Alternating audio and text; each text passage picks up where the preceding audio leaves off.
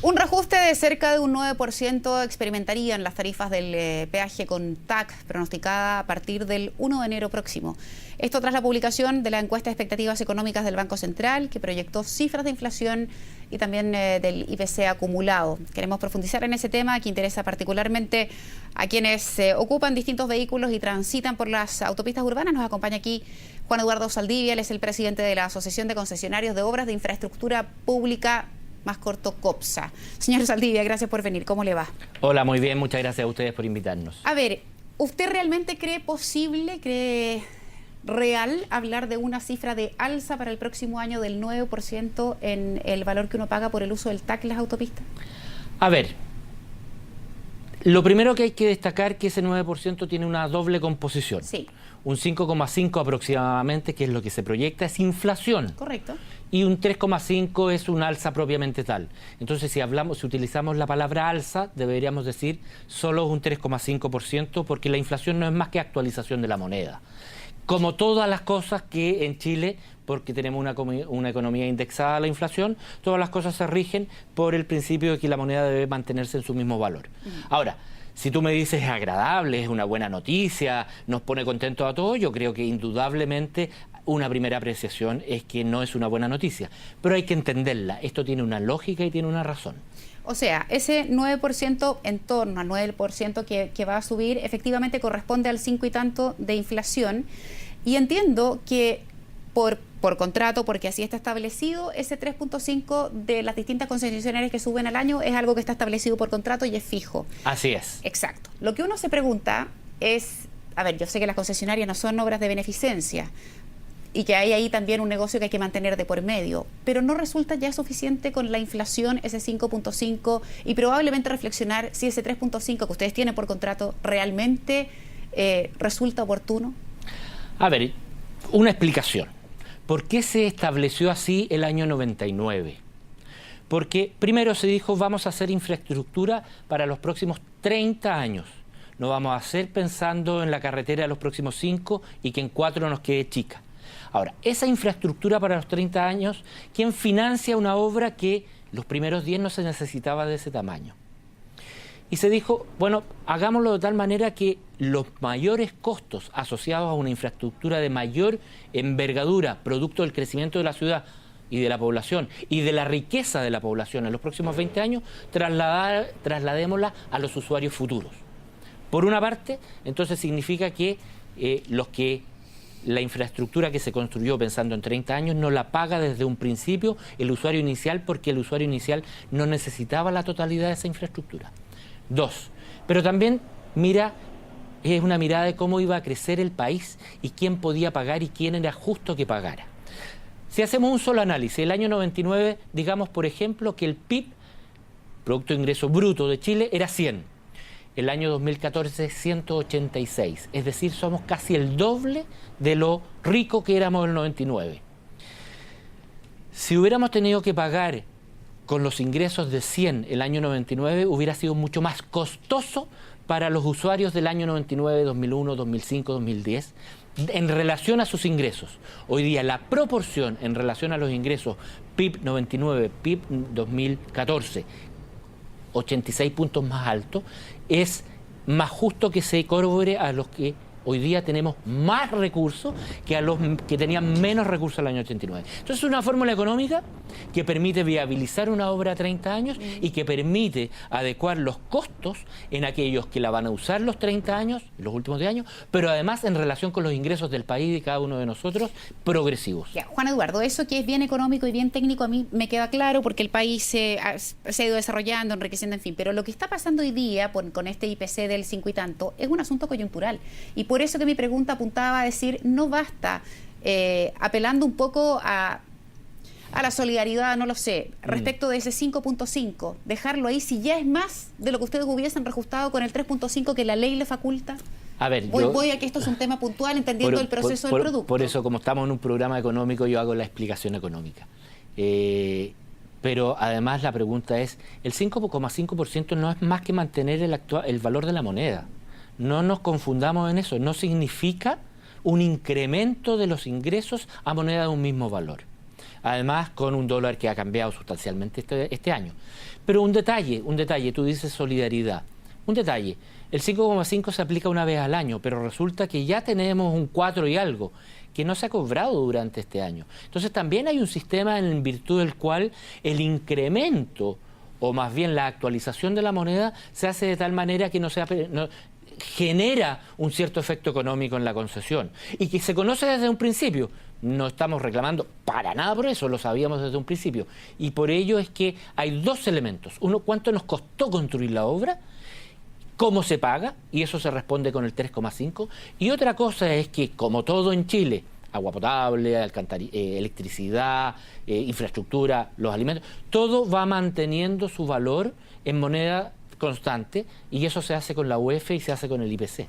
Entonces son dos cosas distintas, sí, que a lo mejor podríamos separarlo, esa otra conversación. A lo mejor el IPC podría incrementarse una vez al mes y entonces no se sentiría el 5,5 de golpe, sino que sería en función de la fluctuación de la UEF. Sí, esas cosas se pueden estudiar.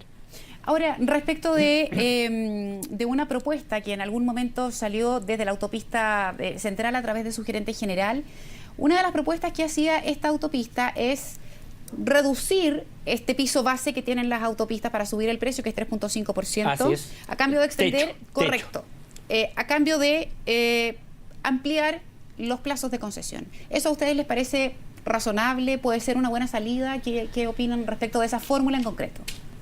Mira, COPSA es una asociación de concesionarios, es una asociación gremial. En general nosotros no intervenimos y no corresponde que intervengamos en las decisiones de cada una de las compañías. Esa es una propuesta que una empresa ha hecho al Ministerio de Obras Públicas y que se tendrá que evaluar en su mérito y tendrá pros y contras. Por una parte, generaría la ampliación del plazo, lo que a algunos no les gusta, que las renegociaciones de los contratos sean otorgándole más plazo a las concesionarias. Entonces hay que velar por distintos intereses para que se tome la decisión más eficiente. Hablando de revisar contratos, en este momento el ministro de Obras Públicas, Alberto Undurraga, está dando un punto de prensa por otras actividades y él ha señalado dos cosas: que esta alza no tiene ninguna justificación y segundo, que él no descarta tener que revisar los contratos para el futuro. ¿Qué contesta usted? A ver, me sorprende un poquito la noticia sobrecaliente. Entonces, yo creo que la explicación ya ha sido dada. Esto no se hizo por capricho de alguien. No es una cosa injustificada, es una cosa absolutamente injustificada. Tendremos que hablarlo con el ministro. Yo entiendo su punto comunicacional, su punto político.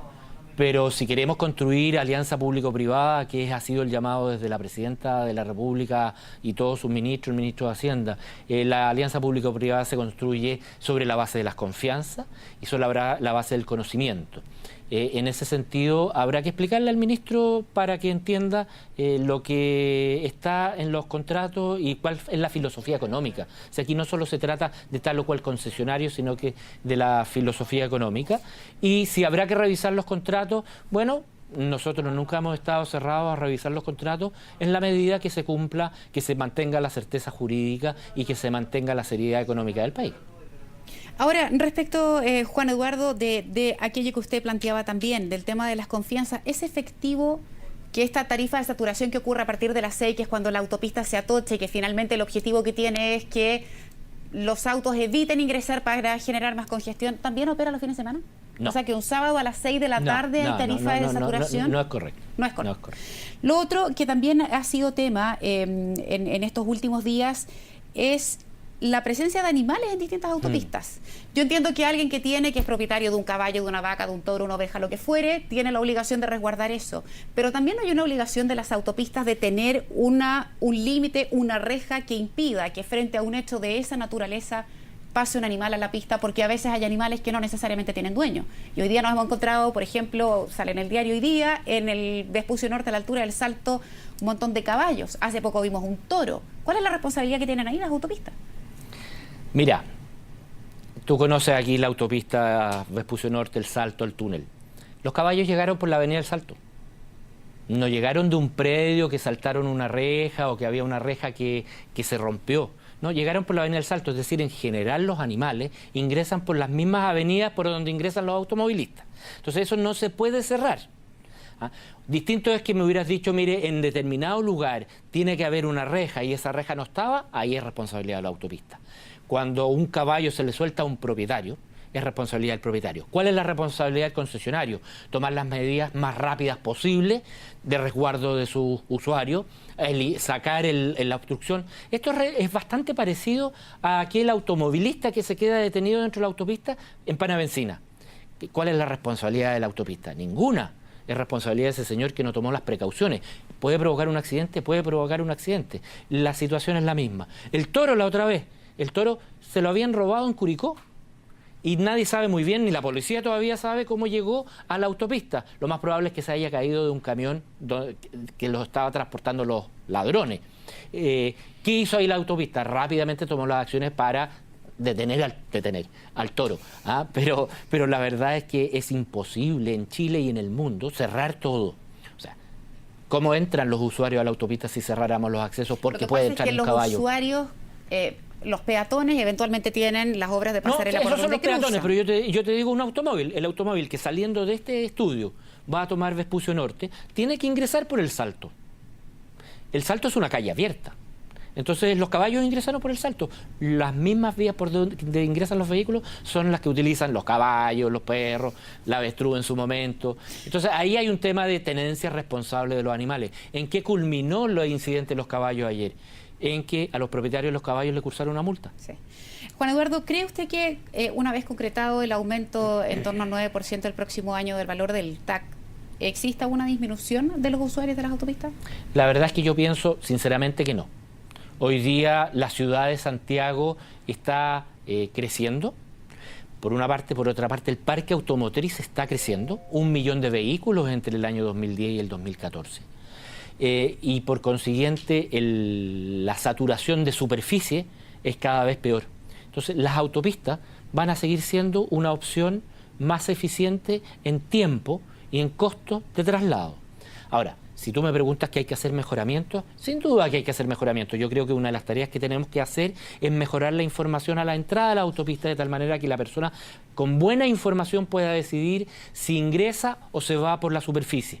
Porque si hay un letrero que avisa, mire, tenemos congestión, el tiempo de viaje son 25 minutos, la persona podrá con tiempo tomar la decisión, a ver, si me voy por arriba, me demoro 40, entro, no importa, pago, o prefiero no pagar y demorarme los 40.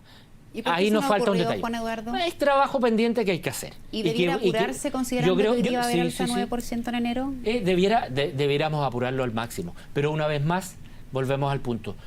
Los concesionarios no pueden mover, era mala la frase, no pueden hacer nada sin permiso del Ministerio de Obras Públicas.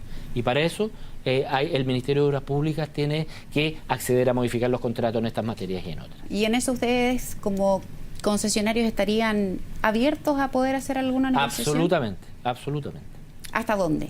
No, todo aquello que sea entregar información para que el conductor tome la decisión oportuna, no tenemos, y que sea razonable, tenemos toda la disposición a hacer las inversiones que corresponden.